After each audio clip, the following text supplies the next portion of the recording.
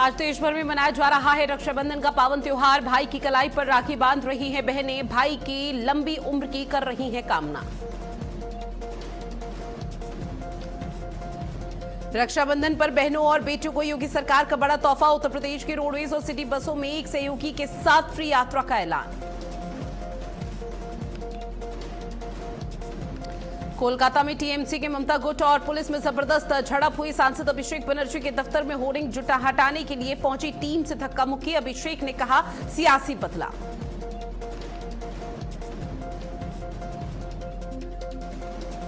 आखिरकार छात्रों की मांग के आगे झुकी है बिहार की सरकार। चाहे एक ही चरण में होगी टीआरई 4 की परीक्षा। हाईकोर्ट की अध्यक्षता में परीक्षा सुधार कमेटी का गठन। और नेपाल त्रासदी में अब तक 392 लोगों की हो चुकी है मौत।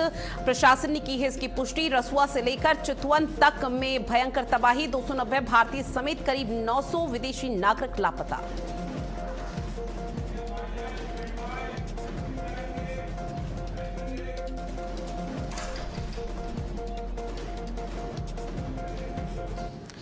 नमस्कार, स्वागत है आप सभी का भारत अपडेट पर। मैं हूं आपके साथ ऋतु भंडारी और शुरुआत करते हैं बुलेटिन की एक बड़ी खबर के साथ, जहां प्रधानमंत्री नरेंद्र मोदी 30 अगस्त को मन की बात करेंगे। आपको बता दें कि मन की बात के इस कार्यक्रम का 137वां एपिसोड प्रसारित होना है। 30 अगस्त को रविवार को प्रसारित होगा, जहां रविवार को देशवासियों के नाम एक मैसेज पीएम मोदी की तरफ से दिया जाएगा और प्रधानमंत्री नरेंद्र मोदी रविवार को देशवासियों को संबोधित करते हुए नजर आएंगे। साथ ही प्रधानमंत्री नरेंद्र मोदी के कार्यक्रम के लिए अपने सुझाव आप दे सकते हैं। इसको लेकर एक हेल्पलाइन नंबर जारी किया गया है और उसके माध्यम से पीएम मोदी ने पिछले महीने मन की बात कार्यक्रम का 136वां एपिसोड प्रसारित हुआ था। उसमें बकायदा कहा गया था कि आम जनमानस को भी अगर सुझाव देना चाहते हैं कि पीएम मोदी आखिर किन मुद्दों पर बात करें, प्रधानमंत्री आखिर क्या बात करें, इसको लेकर भी यहां पर चर्चा हो सकती है। प्रधानमंत्री नरेंद्र मोदी अपने कार्यक्रम में बात कर सकते हैं। जहां 30 अगस्त को आपको बता दें कि सुबह देश से जुड़ेंगे प्रधानमंत्री नरेंद्र मोदी और निश्चित तौर पर जिस तरह से हर महीने वो किसी न किसी से बात करते हैं, उनकी उपलब्धि, चाहे किसान हो, अन्नदाता हो या फिर आम यहाँ पर इंसान हो जिसने अपने समाज में बेहतर परिणाम लाने के लिए बहुत कुछ प्रयास किया है और कड़ी मेहनत, कड़ी लगन के साथ वो एक ऐसे स्टेज पर पहुंचा हुआ है जिसकी कल्पना उसने खुद भी नहीं की थी। उनको चयनित यहाँ पर किया जाता है और फिर पीएम मोदी उनसे बात करते हैं और इसलिए इस बार का जो 137वां ये कार्यक्रम है, जो एपिसोड प्रसारित होगा, ये बेहद महत्वपूर्ण माना जा रहा है। जहां प्रधानमंत्री नरेंद्र मोदी की तरफ से आपको बताते चले और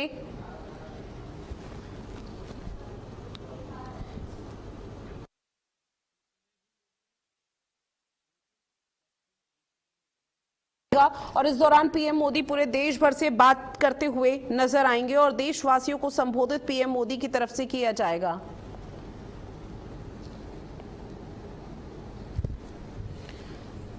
तो लगातार खबर आप तक साझा कर रहे हैं, जहां आपको बता दें कि रविवार को यानी कि 30 अगस्त को पीएम मोदी देशवासियों के नाम एक मैसेज देंगे और प्रधानमंत्री नरेंद्र मोदी 30 अगस्त को मन की बात का जो खास कार्यक्रम है उसे संबोधित करते हुए नजर आएंगे। 137वां ये एपिसोड है जो प्रसारित होना है और इसके साथ ही पीएम मोदी लोगों से भी बातचीत इस दौरान करेंगे। लोगों को ये बताएंगे कि किस तरह से जो अर्थव्यवस्था है वो लगातार बढ़ रही है, जो देश है वो निरंतर विकास की पटकथा लिख रहा है। भारत जो कभी पिछड़ा रहा, यहाँ पर भारत कहा जाता था, देश में गिना जाता था, लेकिन आज देखिए किस तरह से वो वैश्विक स्तर पर अपनी पहचान बना रहा है। जब पीएम मोदी विदेश के दौरे पर जाते हैं तो कैसे वो वहां पर बदलाव देखने को मिल पाता है और वहां जो लोग बसे हुए हैं उनकी मजबूरी है, लेकिन वो चाहते हैं कि वो अपने वतन वापस आ जाए, भारत में रहें। तो ऐसी तमाम मुद्दे होते हैं, तमाम बातें होती है जो कि आम जनमानस से जुड़ी होती है। बहुत कैजुअल तरीके से पीएम मोदी बात करते हैं और इसमें मन की बात कार्यक्रम हर राज्य में प्रसारित भी किया जाता है, जहां पर तमाम दिग्गजों की भूमिका रहती है कि वो वहां पर पहुंचे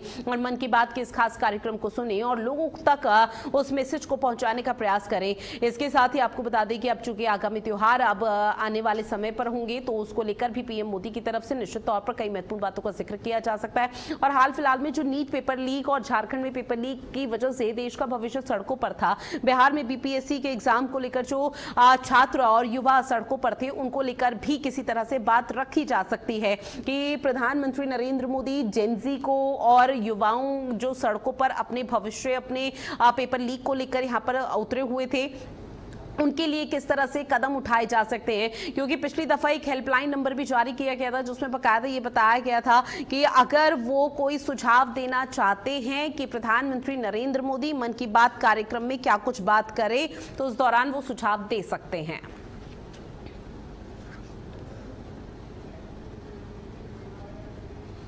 इस बीच एक और बड़ी खबर मिल रही है, 29 अगस्त को देवरिया आ सकते हैं सीएम योगी आदित्यनाथ। बड़ी खबर, सीएम योगी आदित्यनाथ के संभावित दौरे को लेकर प्रशासनिक अमला पूरी तरह से अलर्ट मोड पर है। आपको बता दें कि सलेमपुर भाटपार रानी को मिल सकती है करोड़ों की सौगात, जहां कई विकास कार्यों को लेकर योगी आदित्यनाथ आपको बता दें कई परियोजनाओं का लोकार्पण और शिलान्यास करते हुए नजर आएंगे।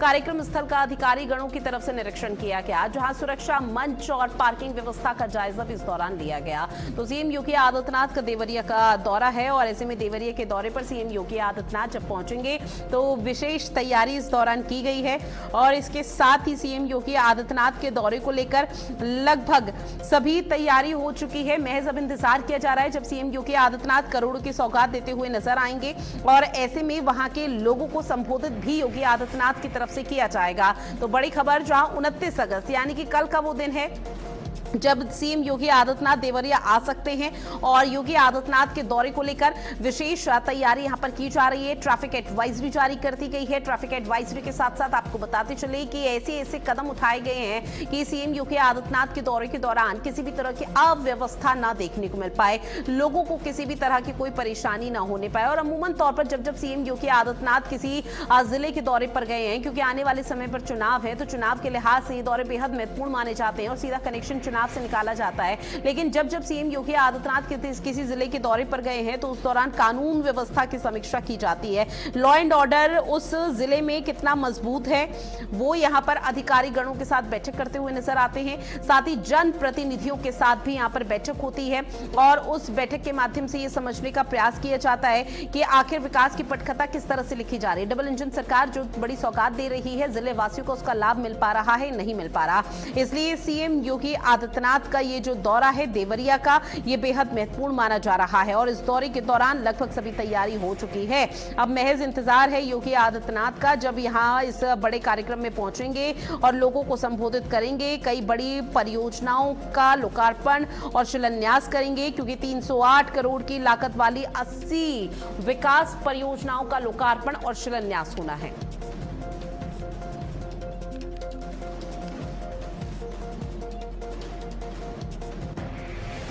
और देखिए, आज भाई बहन के प्यार का पर्व रक्षाबंधन, भाई की कलाई पर बहनें राखी बांधती हैं। तो आज देश भर में रक्षाबंधन का त्योहार मनाया जा रहा है, जहां भाई को लंबी उम्र का आशीर्वाद भी हर बहन देती है। बहनों को भाई उपहार देता है।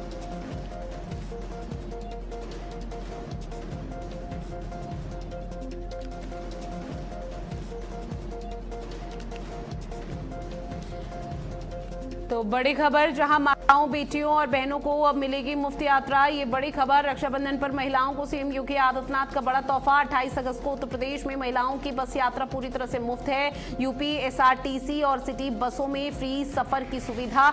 माताओं और बेटियों और बहनों को मुफ्त यात्रा है। आज का दिन आपको बता दें बेहद महत्वपूर्ण है, जहां रक्षाबंधन के खास त्योहार पर घर जाने वाली महिलाओं को बड़ी राहत। सीएम योगी आदित्यनाथ ने महिलाओं के लिए विशेष ऐलान किया था और उसी को लेकर आज वो तस्वीरें सामने आ रही हैं, जहां आपको बता दें सीएम योगी आदित्यनाथ की तरफ से कहा गया था किस तरह से 28 अगस्त जिस दिन पूरा देश रक्षाबंधन का एक पावन पर्व मनाएगा, तो उस दौरान प्रदेश की हर बहन, बेटी, महिला अगर वो कहीं ट्रैवल करना चाहती है या फिर वो अपने भाई के घर जाना चाहती है उसकी कलाई पर रक्षा सूत्र बांधने के लिए, तो उसको परेशान होने की जरूरत नहीं है, क्योंकि योगी सरकार की तरफ से परिवहन विभाग को पहले से ही निर्देश दे दिए गए थे और उसमें यह कहा गया था कि यूपी एसआरटीसी और इसके साथ ही जो सरकारी बसें हैं उसमें किसी भी तरह का किराया नहीं लगेगा। योगी सरकार की तरफ से महिलाओं का किराया आज के दिन, कल के दिन फिलहाल फ्री रखा गया है और इसके साथ ही अगर कोई सह यात्री है, सिर्फ एक यात्री, परिवार का कोई भी एक सदस्य और ट्रैवल कर सकता है, उसका किराया भी नहीं लगेगा। तो महिलाओं के लिए बड़ी खबर, जहां आपको बता दें कि आज की शुरुआत हो चुकी है सुबह से और लगातार सुबह से कई भीड़ भाड़ वाले इलाकों में देखने को मिल रहा है कि परेशानी लोगों को हो रही है, क्योंकि ट्रैफिक बहुत ज्यादा लगा हुआ है और ऐसे में कुछ ग्राफिक्स के माध्यम से आप तक साझा करते हैं, जहां राखी का धागा, रिश्तों की मजबूत डोर, माताओं और बेटियों को लेकर सीएम योगी आदित्यनाथ की तरफ से बड़ा ऐलान किया गया है। और ऐसे में रक्षाबंधन का त्योहार चूंकि आज पूरे देश भर में मनाया जा रहा है, हजारों साल पुरानी परंपरा है, और किस तरह से यहां पर बहनें अपने भाई की कलाई पर रक्षा सूत्र बांधती हैं, उसको लेकर अमूमन तौर पर बेहद ही खूबसूरत तस्वीरें सामने हर साल रक्षाबंधन के त्योहार पर सामने आती हैं। जहां आपको बता दें कि अब जो बहनें हैं वो लगातार अपने घरों से निकल रही हैं, अपने भाई के पास जा रही हैं, ताकि उसकी कलाई पर वो रक्षाबंधन का ये त्योहार मनाते हुए रक्षा सूत्र बांध सकें। और जो उनको परेशानी अमूमन तौर पर रोजमर्रा की जिंदगी में होती थी ट्रैवल करने के दौरान, वो ना होने पाए, इसको लेकर योगी सरकार ने बड़ा ऐलान किया है।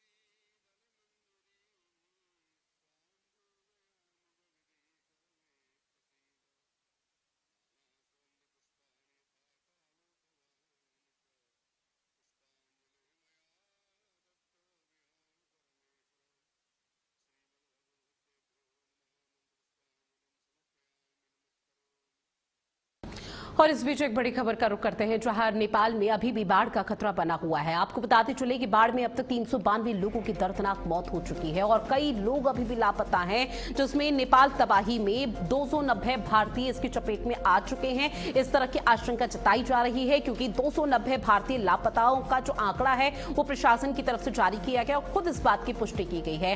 नेपाल में इस वक्त युद्ध स्तर पर रेस्क्यू ऑपरेशन जारी है।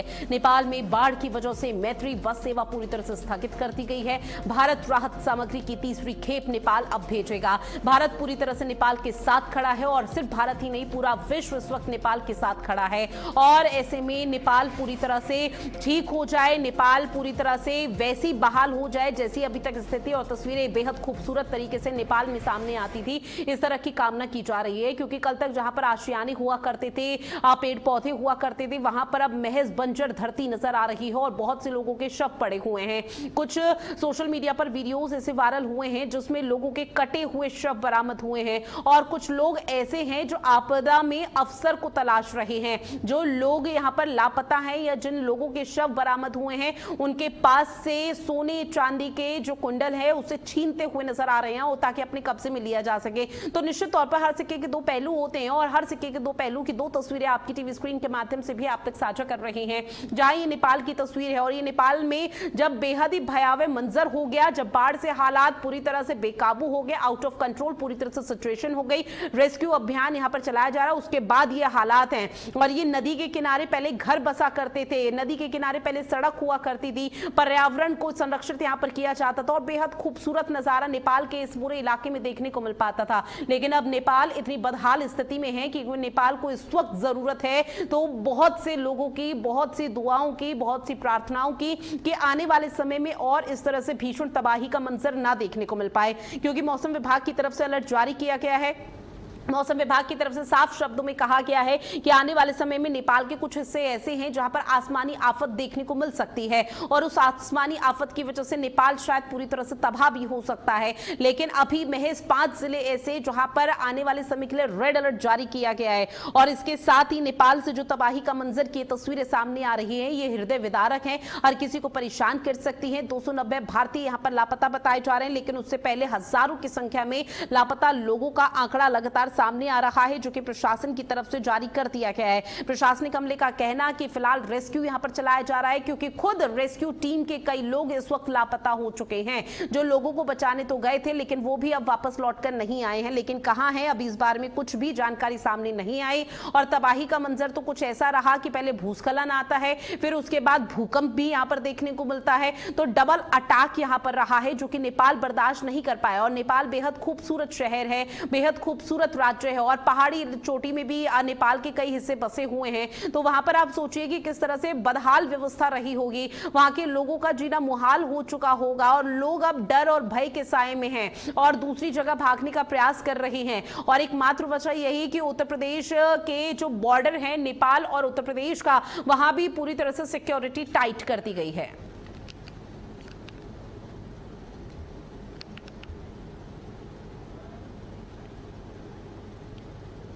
अब बात करते हैं अगली खबर की, जो आज भाई बहन के प्यार का पर्व रक्षाबंधन। भाई की कलाई पर बहनें राखी बांधती हैं। भाई को इस दौरान लंबी उम्र का आशीर्वाद देती हैं। बहनों को भाई देता है उपहार। तो बड़ी खबर जहां आपको बता दें, आज देश भर में रक्षाबंधन का पावन त्योहार मनाया जा रहा है और उसको लेकर ढेरों शुभकामनाएं और बधाई एक दूसरे को भी दी जा रही है। लेकिन आज का दिन बेहद महत्वपूर्ण, क्योंकि पौराणिक कथाओं से इसका जिक्र होता हुआ नजर आता है। किस तरह से भाई अपनी बहन को यहाँ पर उपहार देता है, लेकिन जब भाई रक्षा सूत्र यहाँ पर भाई की कलाई पर बहन बांधती है, तो उस दौरान भाई की तरफ से उसकी सुरक्षा की जिम्मेदारी उठाई जाती है। लेकिन यहाँ पर सीधे तौर पर एक मैसेज ये दिया जाता है कि चाहे कोई बहन अपने भाई की कलाई पर राखी बांधे ना बांधे, लेकिन हर भाई को, हर लड़के को ये जिम्मेदारी लेनी चाहिए हर लड़की की सुरक्षा की, क्योंकि अमूमन तौर पर आज का समय वैसा नहीं है। लेकिन आज जब रक्षाबंधन का त्योहार यहाँ पर मनाया जा रहा है, तो इस तरह का संकल्प लेना भी बहुत ज्यादा जरूरी हो जाता है। और देश भर में जो तस्वीरें सामने आ रही है, जहां पर पूरी तरह से बाजार गुलजार है, मिठाइयों की दुकानों पर भी यहां पर लोगों का जमावड़ा लगा हुआ है, ताकि एक दूसरे का मुंह मीठा कराया जा सके। भाई बहन के इस त्योहार में, इस पावन पर्व में किसी भी तरह का कोई विघ्न, कोई भी परेशानी ना सामने आए, बस यही कामना हर कोई करता हुआ नजर आ रहा है। और एकमात्र यही कि आज का जो दिन है, इसमें शुभ मुहूर्त का ख्याल रखना बहुत ज्यादा जरूरी हो जाता है, क्योंकि पंडित और ज्योतिष आचार्यों की तरफ से कहा जा रहा है कि शुभ मुहूर्त या तो फिर सुबह था या फिर अब दोपहर बाद होगा, यानी कि 11:15 के बाद होगा, क्योंकि चंद्र का भी यहां पर लगता हुआ नजर आएगा। और ऐसे में अमूमन तौर पर पिछले साल तक भद्रा यहां पर रक्षाबंधन के त्योहार पर लगता हुआ नजर आता था, लेकिन इस बार भद्रा का साया नहीं है। ये खास बात इसमें देखने को मिल पा रही है। लेकिन ऐसे में जो शुभ मुहूर्त है, अगर उसमें ही बहनें अपने भाई की कलाई पर रक्षा सूत्र बांधे, तो वो ज्यादा बेहतर माना जाता है। और आज देश भर में रक्षाबंधन का जो त्योहार मनाया जा रहा है, उसको लेकर ज्योतिषाचार्य पंडितों की तरफ से यहाँ पर शुभ मुहूर्त भी जारी किया गया है। वहीं बाजार दूसरी तरफ गुलजार हैं और दूर दराज से जब बहनें अपने भाई के पास पहुंच रही हैं, तो इस दौरान बेहद ही खूबसूरत तस्वीरें सामने आ रही हैं, क्योंकि अलग अलग राज्यों में विशेष तौर पर तैयारी आज के दिन को लेकर की गई है, ताकि किसी भी बहन, बेटी, महिला को कोई बड़ी परेशानी ना होने पाए। उत्तर प्रदेश में स्वाइन फ्लू से पहली मौत का मामला सामने आया। बड़ी खबर, राजधानी लखनऊ में 50 साल की महिला ने दम तोड़ दिया है, क्योंकि स्वाइन फ्लू की चपेट में वो महिला आ गई थी। बलरामपुर अस्पताल में इलाज के दौरान महिला की मौत हुई है, जहां पर 24 अगस्त को जांच में स्वाइन फ्लू की पुष्टि हुई थी। महिला की मौत के बाद अब अस्पताल में सतर्कता बढ़ा दी गई है। स्वास्थ्य विभाग में हड़कंप मचा हुआ है। 17 डॉक्टर, कर्मी और मरीजों के सैंपल KGMU भेज दिए गए हैं। अब स्वास्थ्य विभाग की तरफ से लगातार लोगों को जागरूक किया जा रहा है कि सर्दी, खांसी, जुकाम, बुखार, बदन दर्द या फिर उल्टी जैसी अगर कोई भी लक्षण आपको दिखाई देते हैं, या फिर हाथ पैरों में या फिर कहीं भी स्किन में, किसी भी बॉडी पार्ट में आपको बहुत ज्यादा रैशेस दिखाई देते हैं, तो इस दौरान आप इसे नजरअंदाज ना करें। तुरंत कोशिश करें कि अस्पताल जाएं, डॉक्टर से कंसल्ट करें और उसका टेस्ट कराएं। अगर डॉक्टर आपको टेस्ट के लिए बोलता है तो टेस्ट जरूर कराएं, ताकि अगर स्वाइन फ्लू की पुष्टि होती है तो उसका तुरंत और वहीं पर इलाज किया जा सके, ताकि स्वाइन फ्लू का जो खतरा है वो ज्यादा ना बढ़ सके। हालांकि आपको बता दें कि अभी मॉनसून भी चल रहा है और मॉनसून की वजह से स्वाइन फ्लू एक बार फिर से दस्तक दे चुका है। साथ ही बहराइच में रक्षाबंधन पर्व के मद्देनजर सरस्वती शिशु मंदिर की छात्राओं और शिक्षकगण ने पुलिस अधीक्षक कार्यालय पहुंचकर पुलिस अधिकारियों को राखी बांधी है और रक्षाबंधन की ढेरों शुभकामनाएं दी हैं। छात्राओं ने पुलिस अधीक्षक विश्वजीत श्रीवास्तव, अपर पुलिस अधीक्षक नगर आयुष विक्रम सिंह और अपर पुलिस अधीक्षक ग्रामीण दुर्गा प्रसाद तिवारी को राखी बांधी और सुरक्षा और विश्वास का संदेश दिलाया है। वहीं पुलिस अधिकारियों ने छात्राओं का आत्मीय स्वागत करते हुए उनके उज्जवल भविष्य की कामना की है। जहां पुलिस अधीक्षक ने कहा है कि रक्षाबंधन केवल भाई बहन के प्रेम का पर्व नहीं, बल्कि सुरक्षा, सम्मान और जिम्मेदारी के संकल्प का प्रतीक है। और इसके साथ ही ये तस्वीरें आपकी टीवी स्क्रीन पर, जहां इस दौरान पुलिस और छात्राओं के बीच सौहार्दपूर्ण तरीके से संवाद भी हुआ।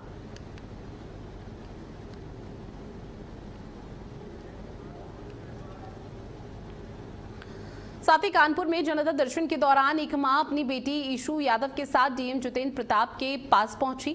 मां ने आर्थिक तंगी का हवाला दिया और इस दौरान बेटी की कई महीनों से बकाया स्कूल फीस जमा न हो पाने की समस्या को बताया।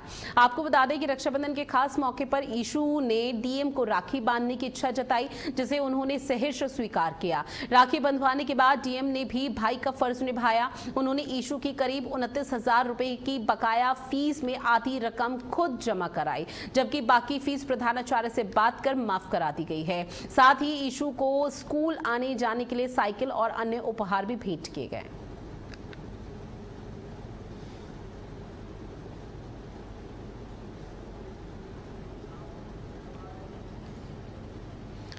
वहीं रामपुर में रक्षाबंधन पर अनोखा नजारा देखने को मिला, जहां रक्षाबंधन के पावन अवसर पर जिला अधिकारी अजय कुमार द्विवेदी ने एक सरकारी विद्यालय पर पहुंचे, जहां स्कूली छात्राओं ने उनके कलाई पर रक्षा सूत्र बांधा और रक्षाबंधन की ढेरों शुभकामनाएं इस दौरान दी हैं। जिला अधिकारी ने भी छात्राओं को उपहार भेंट कर उनके उज्जवल भविष्य की कामना की है। इस दौरान विद्यालय की महिला स्टाफ ने भी जिला अधिकारी को राखी बांधी और मुंह मीठा कराकर पर्व की बधाई दी है। जिलाधिकारी ने सभी जनपद वासियों को रक्षाबंधन की हार्दिक शुभकामनाएं देते हुए कहा कि रक्षाबंधन भाई बहन के प्रेम, विश्वास और स्नेह का प्रतीक है।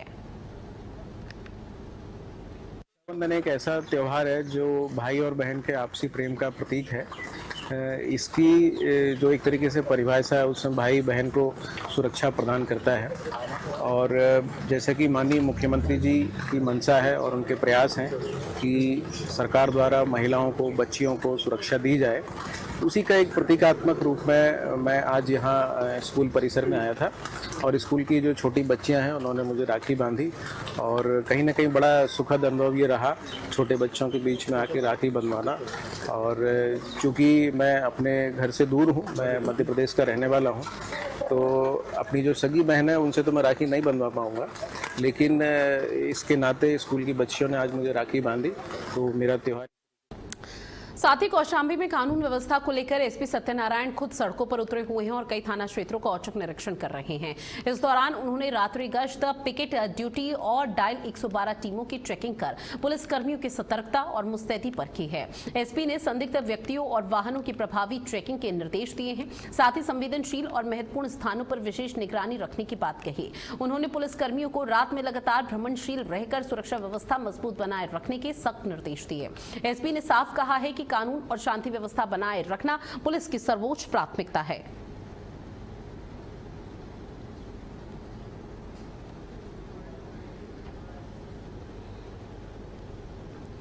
और चलिए इन तमाम खबरों के साथ इस खास बुलेटिन में इतना ही। देश और दुनिया की बड़ी खबरों के लिए आप बने रहिएगा भारत अपडेट के साथ। नमस्कार।